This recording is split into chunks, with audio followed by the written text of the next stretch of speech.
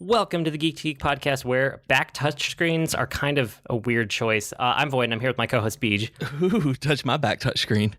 Weird. Today we're talking about the PlayStation Vita, because it's been a while since we did one of these console lookbacks. So this is our PlayStation Vita console lookback, and I was kind of surprised that there weren't actually as many like exclusives for this one for us to dive into, but there's definitely some hardware stuff to talk about. Yeah, and I mean, the Vita is one of those systems, like, I put off, like, okay, so I had a friend when I was teaching get the Vita the day it came out and brought it into the center where I was tutoring, and it was just a PSP. It had this weird AR card with the camera stuff, and he was talking about what all it would do. Like, at the time, it would do remote play with PS3, and there were no games I cared about it on it. And so I kind of just forgot about it because I'd already sold my PSP at that point because I never played any games on it. And it wasn't until doing this podcast with you that actually made me go out and find a Vita on Craigslist because of how much you talked about loving it. I really liked this console. Like, it was a really good handheld. It didn't have as many games as like a Nintendo handheld typically does for me, which is kind of what I said up front, right? There just weren't as many exclusives here to talk about. Right. But the console itself and the hardware, I loved it because it had this like nice big touch screen on the front, and it was like a really nice display too. There was, I don't even think I had like the upper model for the screen. There was like one that was an OLED. And I don't think I have that one either. The one that I got was used, like I said, used off Craigslist, and I don't think I got the higher end screen either. Well, and it's still beautiful and responsive. Like, it actually really surprised me at how good and how well built it was. Oh, it absolutely was, yeah. And like, it's mostly standard buttons, standard kind of controller configuration, which was really nice to see after handhelds always felt like a compromise until this. And then the Switch is almost an evolution from the Vita instead of evolving from any of the other ones, you know? Well, don't you think? Like, if you just think about where like the 3DS left off, like the Vita is a lot closer to what the Switch is right now than the 3DS was. The Vita and the Switch are basically the two that I go back and forth from the most. I love my 3DS, and I have like lots of games that I play on it, but whenever I'm like hunkering down, it's actually the Vita that I make sure is charged like the Switch. Like, it feels better, honestly, than a 3DS does. And I know that's weird for me to say because I love the 3DS, but it really does feel like that evolution. And I was hoping that the PS5 was going to be basically a Vita Switch hybrid where it would have better hardware but still be able to be portable like that until they announced like the 8K stuff. Then that's what they were focusing on. But it's like, I really had hoped that they would take the, you know, what Nintendo did for it and push that forward with whatever the PS5 could have been. Yeah, I like the Vita a lot. I mean, some of the hardware decisions were kind of weird too, though. Like, not only is the front screen a touch screen, which was great, like it was a really good touch screen, but the back has this like touch screen too, even though there's no screen. It's just like a back sensor bar. I don't even know how to describe it. It's weird to interact with.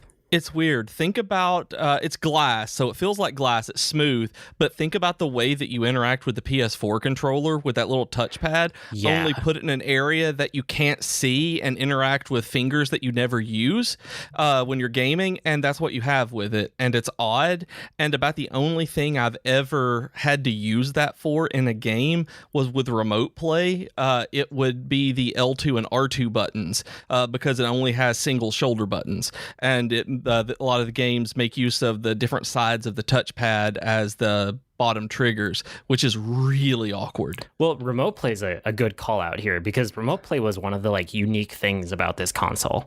Yes, and I used it a lot and still use it a lot. Did you?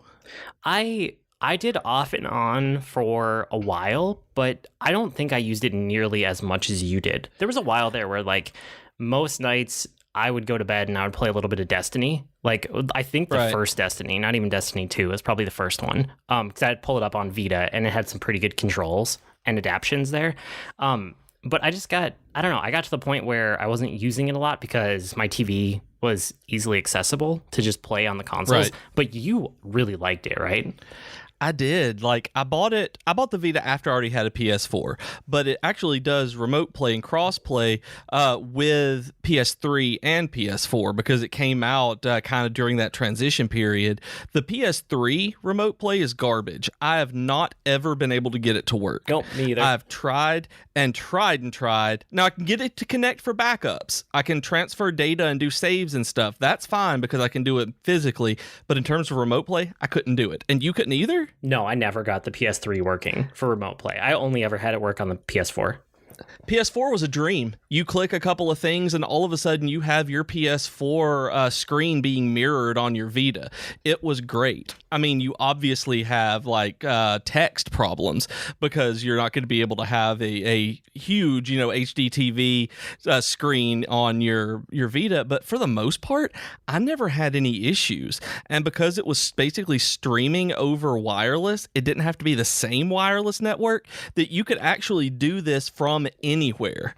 As you would connect to your specific PlayStation as opposed to just connecting to something over the local wireless network. So if you were in a hotel room across the country and you wanted to connect to your PlayStation 4, you could do that and play Kingdom Hearts, whatever it was, Birth by Sleep in a hotel room when your wife isn't playing and watching something. You can do that. Not that I'm speaking from experience, but for real, I did. Like, hooked up in a hotel room to their Wi-Fi, played Birth by Sleep on my PS4 while I was gone on a conference trip. It was awesome. It's impressive. Well, and not only did it have remote play like we're talking about, but it also had cross-play for a lot of games where you could buy it on Vita and you could also own it on PS3 or PS4 at the same time. Sometimes it would give you all the games, sometimes you bought them individually, but a lot of it was like you could save a game and upload it to PlayStation's like cloud save network, and then you could play it on your other consoles and just go back and forth. Yep, it was like Whisper Sync for Audible and Kindle books, where wherever you left off on the Vita, you could go and pick up and in that spot on the PlayStation 4, as opposed to having to manually transition the saves or anything. It was, or have two different saves. It was great. Like, there was a lot of things that were wonderful like that. Yeah, and then the other two hardware things I wanted to call out that aren't major, but it had a camera. I don't know why it had a camera. It didn't really ever need a camera. And then it was also a super lightweight console, and that was one of the things I loved about it. I was playing a lot of 3DS at the same time that I was playing this, and I was also playing a lot of mobile games, and I'm pretty sure that the Vita was the lightest out of all of those. Like, it's lighter than a typical phone is these days. Mm-hmm. It is. It's very, and the thing is, okay, so it's very light, but it's very sturdy. It feels a lot more solid than like the 2DS XLs. Have you ever messed with those? Have you seen those? Nope, I agree with you. They feel super flimsy. Yeah, and these feel solid, but not in a heavy way. It just feels like it's constructed well out of really like high quality, lightweight materials, and that was something I loved about it. Take your iPhone or your Samsung Galaxy out of its case, and that kind of manufacturing, just how solid that feels, that's what you feel when you pick up a Vita. Like, just that, like, oh, this is made well, I'm going to enjoy this, that kind of thing, when you just feel a piece of technology, if that makes sense. It does to some of y'all nerds, I know it. Yeah, so it was a cool little piece of hardware, but it did have a handful of games that were either exclusive to it or that were like it best played on it or primarily known to be associated with it. So we want to talk through a couple of those. And I have to kick us off with Persona 4 Golden, because that is the game that got me into the Persona series, and it's now one of my favorite series ever. It's like one of the best JRPG series, and I'm speaking from really just liking 4 Golden and 5, and I'm excited for 6. Like, I haven't even gone back to like the earlier ones in this series, but this was so many people's gateway into Persona, was Persona 4 Golden on the Vita. And if you ask almost anybody out there, they will say that the definitive version of Persona 4 is this one, Persona 4 Golden. And for those of you who have currently or recently played Persona 5 Royal, that's what this did for Persona 4. It added in extra stuff, it made quality of life improvements, and it was only on the Vita, even though Persona 4 was it PS2 or was it PS3? It was PS3, wasn't it? I think it was PS3. That sounds about right. Probably. And but it made lots of improvements where if you're going to play it, I've never heard anyone say play the console version. I've heard everyone say go find a Vita and play this one. Yeah, it's so good. Well, and then the other JRPG thing that jumps to mind when I think about the Vita is Final Fantasy. Because when I did, and it's crazy that this was like a decade ago at this point that I did my playthrough of the entire series in order, but I played 7, 8, 9, and 10 on the Vita when I was doing that playthrough. And it has stuck in my mind as probably one of the best ways I've ever played those games. Because of that, if I do another playthrough, which I've been thinking about, I'll probably pick up as many of them as I can on the Switch because it's kind of the modern day equivalent of the Vita. Right. But yeah, I mean, the entire series is technically on the PlayStation Vita, which I don't think Final Fantasy is actually completely start to finish on any other one. Actually, well, it's up through 10. It's up through 10 and Sorry. 10 too. Yeah. It doesn't. 12 is still only limited to PS2 and all the current systems.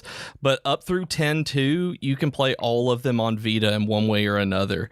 Whether it's like the PS1 classics like Final Fantasy Anthology and Origins and Final Fantasy Chronicles, or PSP ports like the absolutely fantastic PS4 or Final Fantasy IV Complete. There's, Vita ports that were Final Fantasy X that got you, right? The Final Fantasy X HD remaster is the one that you played. And it's just, it's crazy that all of those are on this handheld, that if you don't have to play those on mobile or something if you don't want to, if you have access to a Vita. Yeah, it was really cool. So I loved playing those games on there. Besides that, I mean, some of the like games that were exclusive for Vita, Gravity Rush always comes to mind. Did you play that one? It seems so familiar. I actually meant to look that up earlier and see. I'm going to do that right now. Okay, you Google while I talk about it then. So Gravity Rush it's a really weird but interesting game. And it's not like a good game. It's not like super high quality that you're like, oh, I'm going to go sit down with this for like 6 or 8 hours and just play this. It's a game where you can reset gravity for your character. So it's kind of like flying, but not really. It's like flying by falling. And at any moment, as long as you have enough, there's some kind of meter and it charges. I don't remember because it's been a while, but you're limited in some capacity. Basically, you can just like stop in midair and you can reset your gravity to be any direction so that down is no longer down. Down is now up. Or you can make down be like right. So you could be falling across a street. Like it's things like that, right? Where you could make the side of a building your down for the character's gravity. And it was a really, really cool idea. It's just not executed to the point where I ever thought it was an amazing game, but I really like the premise of it. It sounds and looks really, really cool. I did not ever play this one, but it is one that I probably will pick up when it's on sale, like they do on the PlayStation. Right now, it's showing that it's $13 on the PlayStation Network, as we're recording this. So it's absolutely affordable. Yeah. And another one that jumped out to me was Uncharted Golden Abyss, because this was one of the first ones they really pitched as like a console quality game on a handheld, which was really novel before the Switch. And I think that PlayStation and Sony expected a lot more developers to come out and be like, oh, we can make console quality games on a handheld. We're going to do it. Whereas what we've found in hindsight is that if you can make them console quality and have them be on a docked system and on handheld, people will do it. Other developers will, like the Switch. But when it was just a handheld, it was really only first party stuff. And Uncharted Golden Abyss was that. So it was the Uncharted game that was for the Vita. And it was pretty good for what it was. It wasn't quite as good as just a straight up console game was, but it definitely had the graphics going for it and a lot of the same things that you would expect from all the other Uncharted games. And I never played this one because I don't like the Uncharted games. They're just not I've tried over and over again to get into them and I can't. So I actually got this one with my Vita. It was one of the ones that I got with it and just sold it. I never even put it in the console. Yep, I did the same thing with the PS4 one too. I got, Uncharted 3 or 4? That was Uncharted 4, I think. Came bundled with my PS4 and I just sold it immediately. I have no desire to play it. And it's not as though they're bad games. I dislike them. It's just I have a very small amount of fun with them before I grow completely tired of it and be like, yep, I've seen this. And just decided I'm just going to save myself that 2 hours and just put it on eBay. Yeah, and I've never beaten an Uncharted game. I was just impressed by how close they got to console, right? It's not all the way there, but it was pretty Right. close, especially for the time when that game came out. And the other like PlayStation first party game that I always think of with the Vita is Tearaway. Did you play Tearaway? No. Okay, so Tearaway is the game that is gimmicky.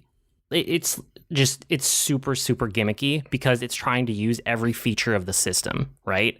So there are parts that like use the internal gyroscope. There are things that use the front touchscreen. There are things that use the back touchscreen. There are things that use the camera. There are things that use all of those at the same time. Like there are things that use, I think there's a microphone maybe built in. If there is, this game uses it because that's the kind of game that it is.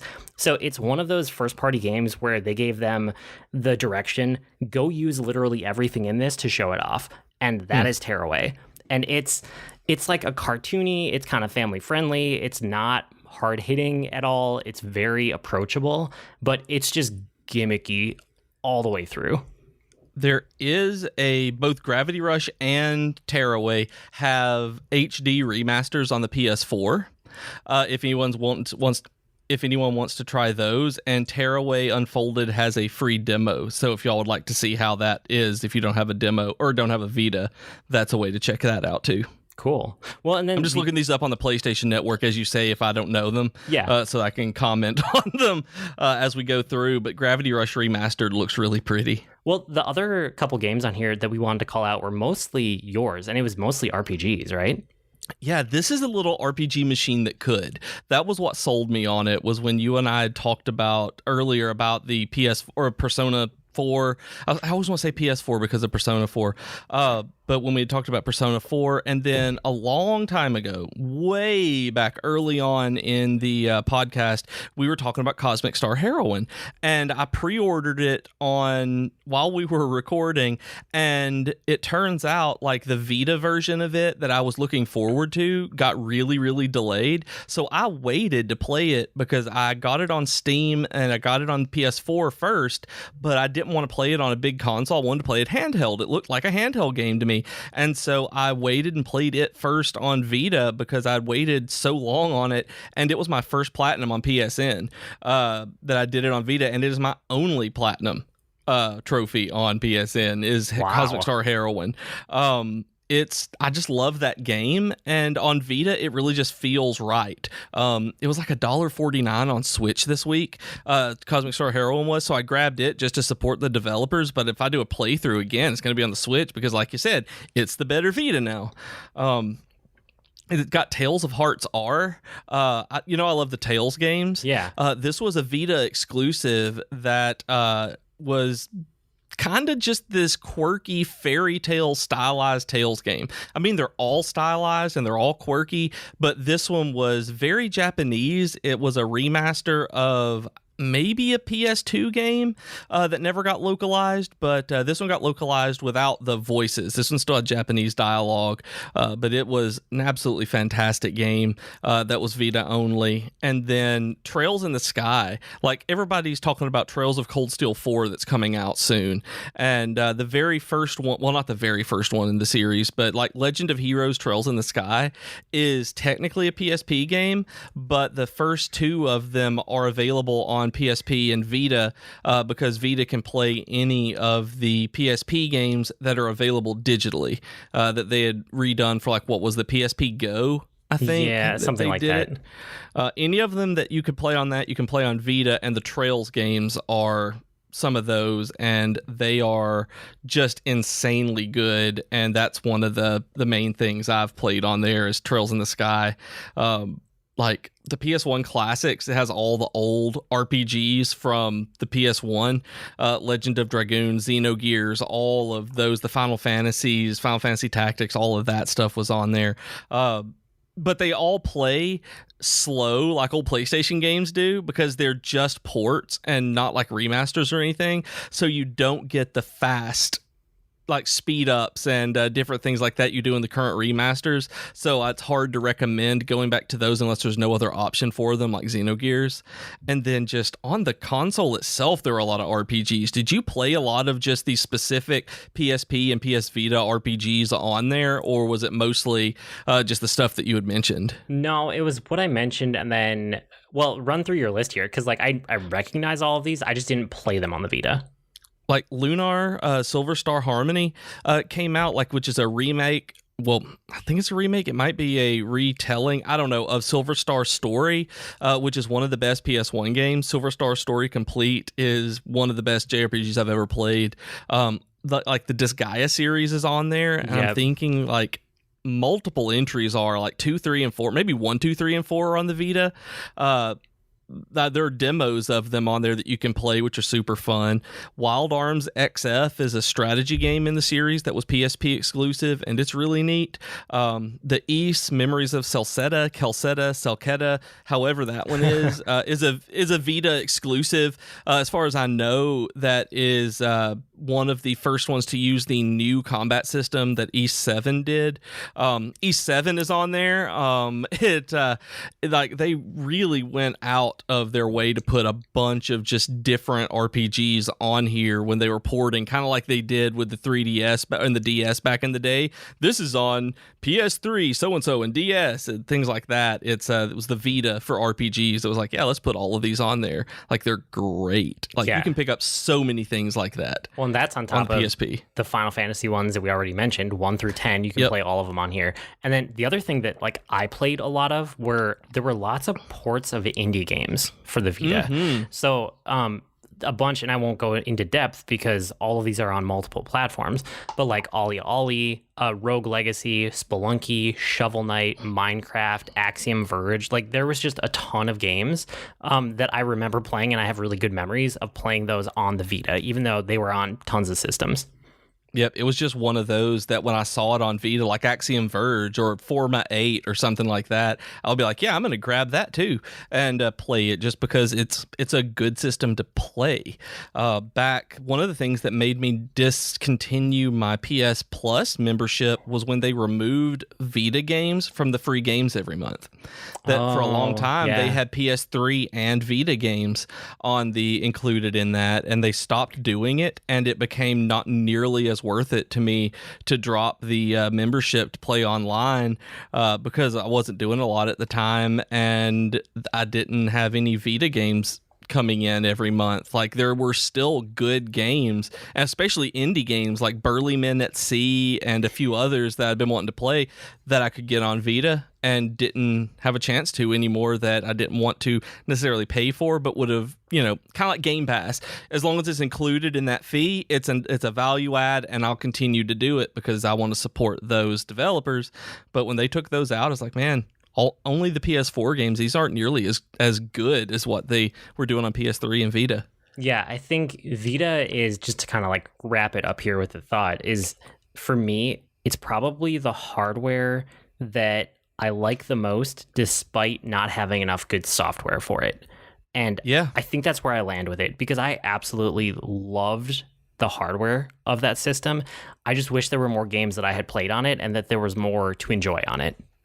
Yeah, and it's still the system to this day that every time PlayStation Network runs a sale, I sort it by PS3 and Vita and crossplay so that I can see what's on there, so that I can grab some of the games that I didn't get to before. Gravity Rush is going to be one of those now that I'm looking for whenever they go on sale, because it's still a console I like to play, but it just never got the love that that I feel like it should have. So if y'all can find a cheap one, I got mine for $75 on Craigslist. If y'all can find, with 2 games on it, if y'all can find something like that, I highly recommend picking it up. And also, the PlayStation TV can play Vita games if you download them too.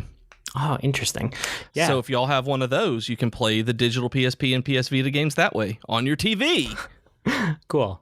Okay, that's probably it for main topic, but these are fun to do, these console lookbacks. If you guys want, you can support the podcast at patreon.com/geek2geekcast, or hey, if you want to support, just go give us a rating or review because we don't ask for that very often and it makes a huge difference. Don't forget, We're part of a network too. We have podcasts, we have streamers, we have the Geekery blog, where there's a lot of content on the Geekery blog these days, which is awesome. All of that at geek2geekmedia.com or geek2geekmedia.com/subscribe and get it all sent right to you. So that kind of brings us to Weekly Geekery. I know what you've been doing, and I need to hear about it. Okay, so I've been playing a lot of Final Fantasy VII Remake. Yes, you have. I'm almost done with it.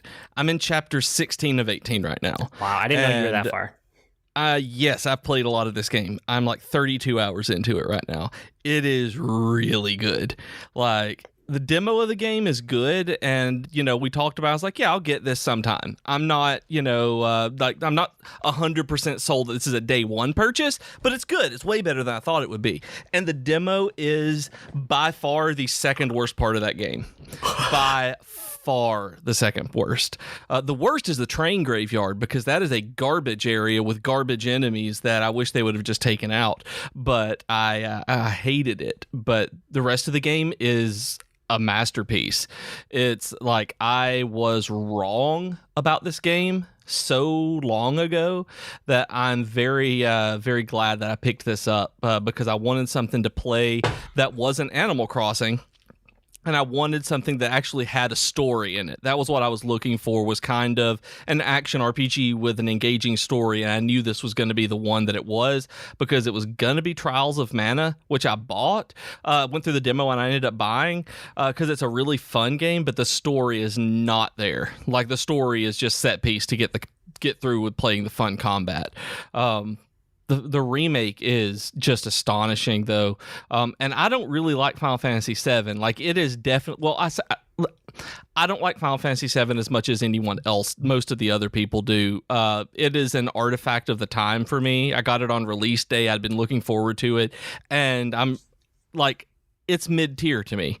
It is a good Final Fantasy game, but it is not the, shining example of what Final Fantasy can be.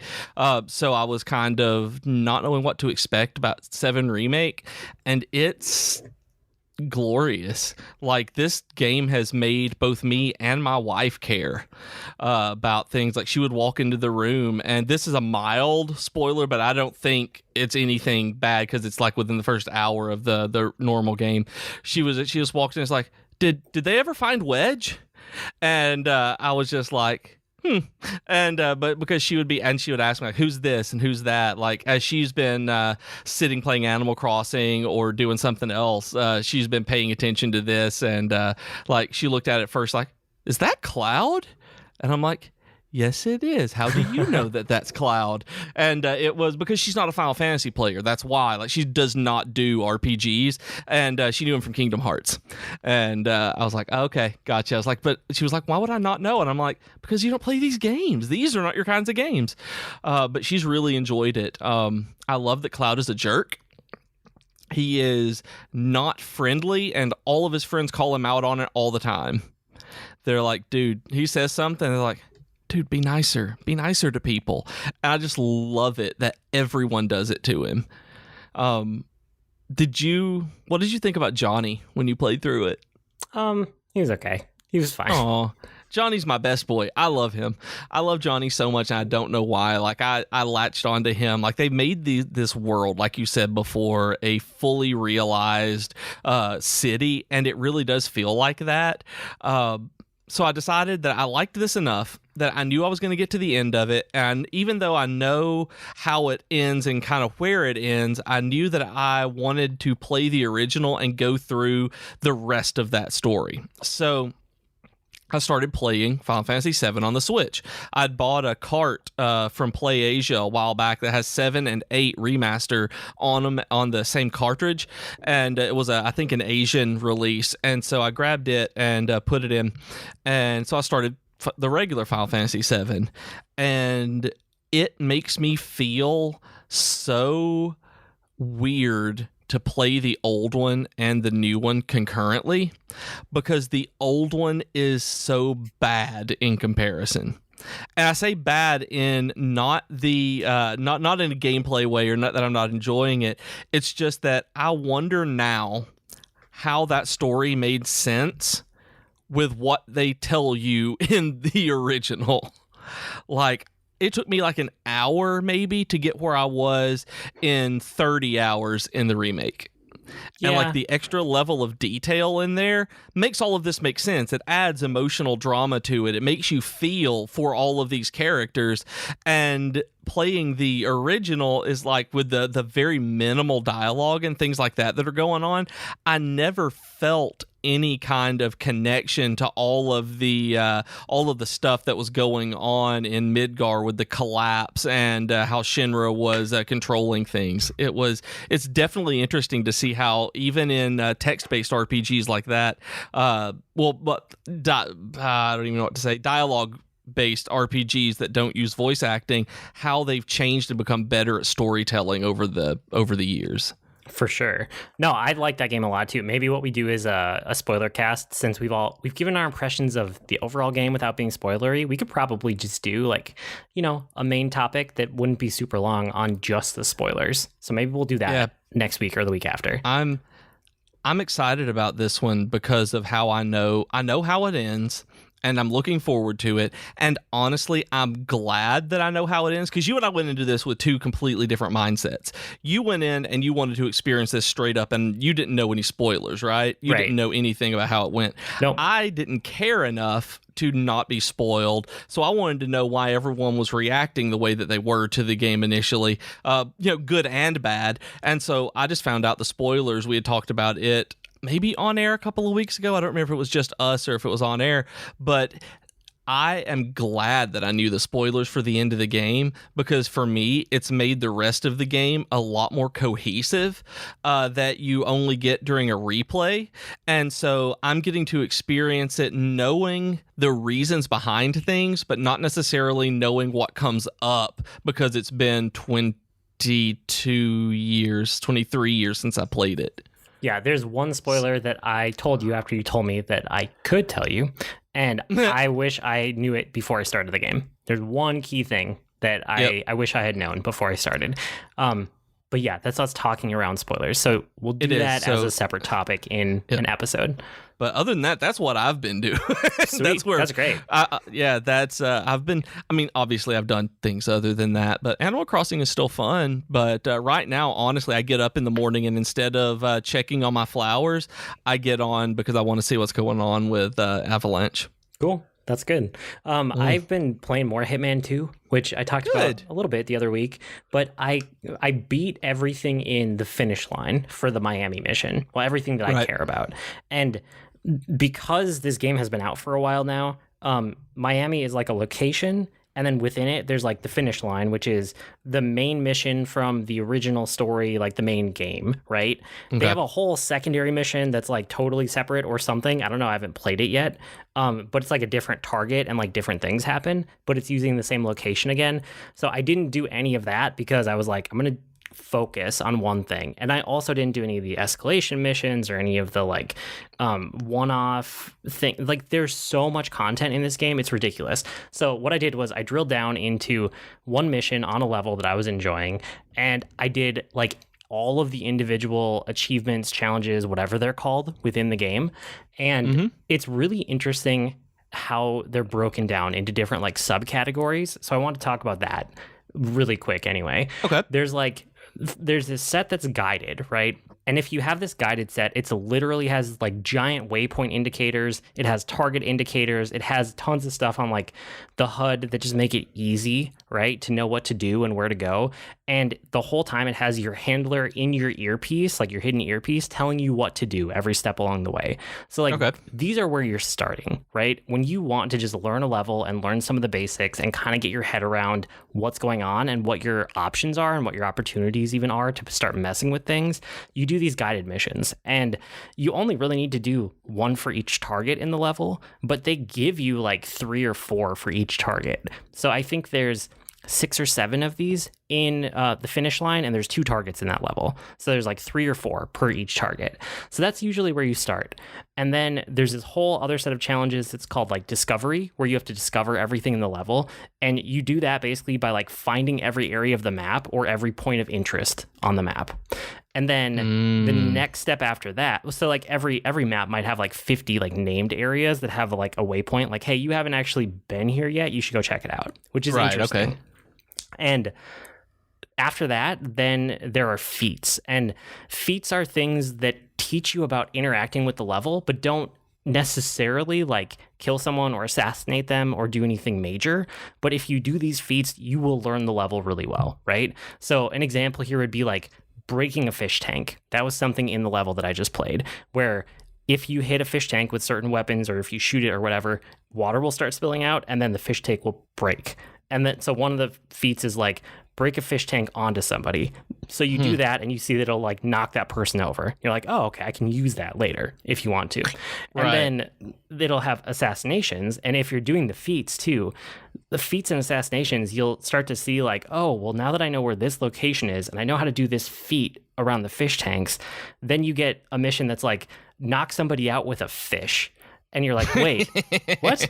And it'll be like you have to destroy a fish tank and then a fish flops out and then it becomes an item that you can pick up and then you can knock somebody out with the fish. And then okay, so killing them with a fish, knocking them out, is it actually hitting them with the fish or is it like shoving it down their throat, making them pass out? No, it's like hitting them with the fish. It's amazing. Then so the assassination mission might be like knock someone out with a fish and then dump them in a fish tank to get rid of the evidence. And if you've explored, so right, they build on each other. Like the guided ones will give you the basics, and then discovery you'll learn about, oh, there's an aquarium hidden in this building, and then the feat will teach you that you can break a fish tank and kind of how the fish tanks work, and then the assassination is like, okay, now put it all together, knock somebody out with a fish, dump them in a fish tank to get rid of the evidence. And that's what I really like. I like that kind of structure of learning the level. And then there's a whole other set too that I'll just mention, even though I don't do them because I don't find them super compelling, but they're called like classic challenges. And it's like silent assassin. So like don't get spotted ever and destroy all the evidence. That one's actually the one that I do because it's interesting and it's fun. But then there's ones like be a silent assassin while only using your suit and never using a disguise, or be a silent assassin while only wearing a suit and using a sniper rifle to take out every enemy, stuff like that, you know. It's stuff that's like closer to the original Hitman games, which is why it's called classic, and I just don't like those games as much. But all of the other challenges in the level I absolutely love, so I like that loop a lot. And so at this point I'm trying to figure out what my next level is. Do I go back and do like the legacy pack, which is all of the levels from Hitman 1 but brought forward to the Hitman 2 engine and improved? Or do I go forward and I do the expansion pass? Because there's 2 levels there that I still haven't even touched. I don't even know what they are. I would totally do that first. Like at least play through those to see if you like them enough to be able to maybe make that be your next one. Because if you haven't touched any of the content, you don't know if you're going to, really, really adore it or something. Right, but there's things that I love from Hitman 1 that I haven't touched any of the legacy packs, so I haven't touched those levels in this engine with the improvements they've made. Oh, so, yeah, true. So, and there are new feats and achievements and things like that added in that are based around the new engine as well, right? Yes, exactly. Okay. So I'm not sure, but I'm going to do one of those because I'm still enjoying this game a lot.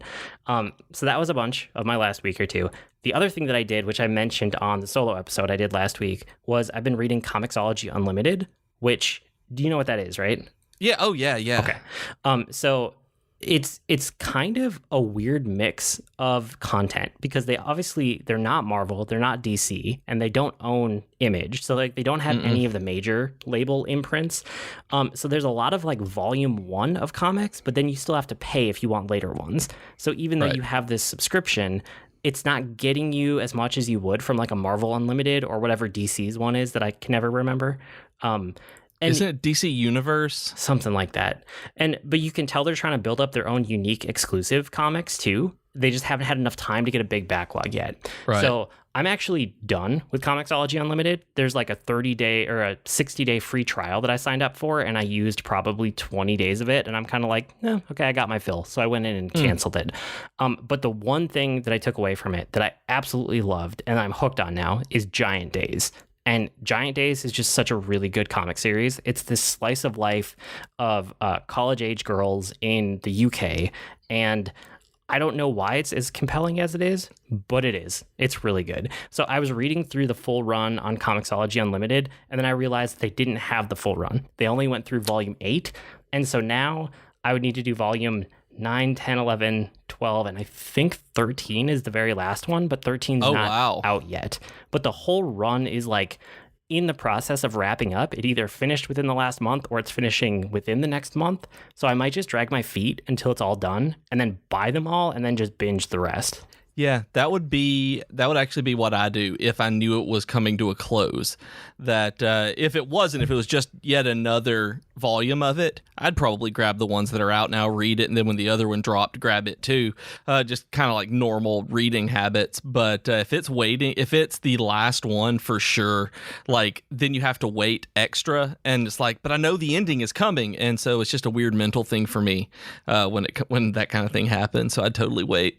Yeah, I think that's what I'm going to do because it's so close and it was really fun to binge read those, right? I read almost all of it in 2 sittings. Like I did half of it like 2 weekends ago and then half of it on the weekend that we just got done with. And that was great. So I would love to just like sit down and just do 1 or 2 more reading sessions and get done with the whole series run. And I'm kind of doing that with Saga. Like it took a hiatus, and I'm not sure if it's back yet, actually, but I bought like the last volume of it, but I couldn't bring myself to read it before the hiatus because I don't want to wait that long. So it's a weird mental thing for me where I know that there is Saga there waiting on me whenever I want to, but I'm waiting on it to come back so that whenever it does come back, I'm going to have multiple volumes to read at once again. And because it's just a weird thing, but yeah. Makes sense. But Saga is one of the volume 1s that you can get on Comixology Unlimited because that was actually how I started it. I did a trial a long time ago and did that. Cool. Yeah, I'm probably overdue to go back and do another like free trial of Marvel Unlimited. Usually if you've been away for long enough, you can get like 30 days for free. So maybe I'll do that soon since I kind of read through everything I wanted to on Comixology. And there should be a sale on it coming up anyway with whenever they release Black Widow, because they always do a promotion based around whatever comic movie is coming out. And it was supposed to have been Black Widow this month, but there's the apocalypse going on, so they moved it back until we get a better handle on it. And I think it's going to be in the fall, though, either summer or fall when they probably do the promotion for it. Cool. Yeah, that makes sense. At least if they follow the same course that they have on the others. I'll probably wait for that then. But yeah, that's kind of what I've been up to. So that's probably it for this week. You guys can write to us with comments, suggestions, or feedback. Our email address is geek2geekcast@gmail.com or reach us on Twitter @geek2geekcast. We also have great discussions on Slack, Discord, and Reddit. You can go to geek2geekmedia.com for invite links. And while you're there, make sure to check out all the other content we have on the network. I blog at agreenmushroom.com, and you can find me at grnmushroom. That's green mushroom without the E's on Twitter. I'm also on the Disney Forever podcast, where we watch and react to a different Disney movie every week. And I'm on Twitter as @Professor Beej. That's Beej with 2 E's. And you can listen to me talk about Dragon Quest RPGs on the Dragon Quest FM podcast. We've been Void Beej with your Geek to Geek podcast. That'll do it for this week. See you next week, geeks. Bye, you guys and gals. Bye, y'all.